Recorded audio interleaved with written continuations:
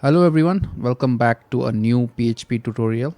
In this tutorial, we are going to see how to properly arrange your code and how to separate your classes into different files. Okay, now I have written a small code where there are three classes defined in a file.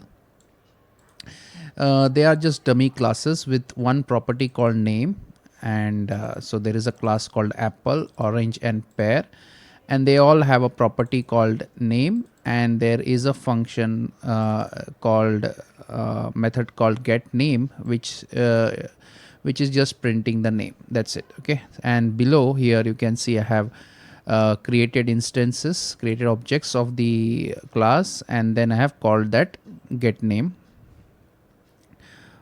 method. And if I try to run this, you can see I get apple, orange, and pear all running one after the other. Okay, so till here everything is fine, but in real world scenarios your classes will not be this small. Okay, so there will be lots of methods, lots of properties that are going to be defined inside your classes. So in that cases it is not advisable to have all the classes inside one file and you use them inside that particular file. Okay, so it's better that you always keep your classes separate and your actual code separate. Okay, so this is what we are going to do today. So let's create a folder first. You can organize it in any way you want, so I am going to call that folder as classes. Okay, and what I'm going to do is inside this classes I'm going to create apple. So apple.php, so that is my first class, and then the next class is going to be orange.php, and another one will be pear.php. Okay, pear.php. So I have now three classes. Now I want to shift the class definition from the index file to their respective classes. Okay, so I will just copy and paste these things over here, save it, then I can come back and I can remove this class. So this is done. Now next is orange, so I will take that, paste it over here. So this is done.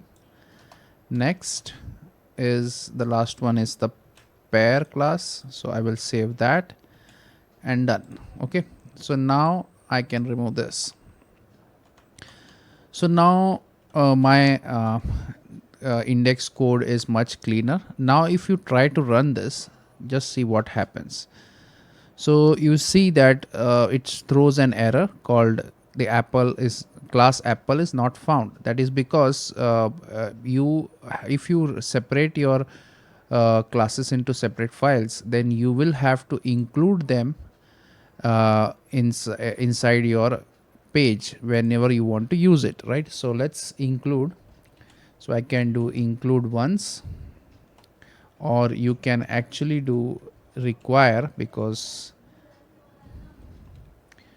without this file this particular function is not this particular page is not going to run, right? So we will say require once, and I will go to the path classes and I will select apple.php. Okay, so that is the first thing that I'm going to require. Okay, then next I also want to require the because now if I try to run it, then you can see I get the apple output, but now the orange class is not found, right? So I have to do this with all the other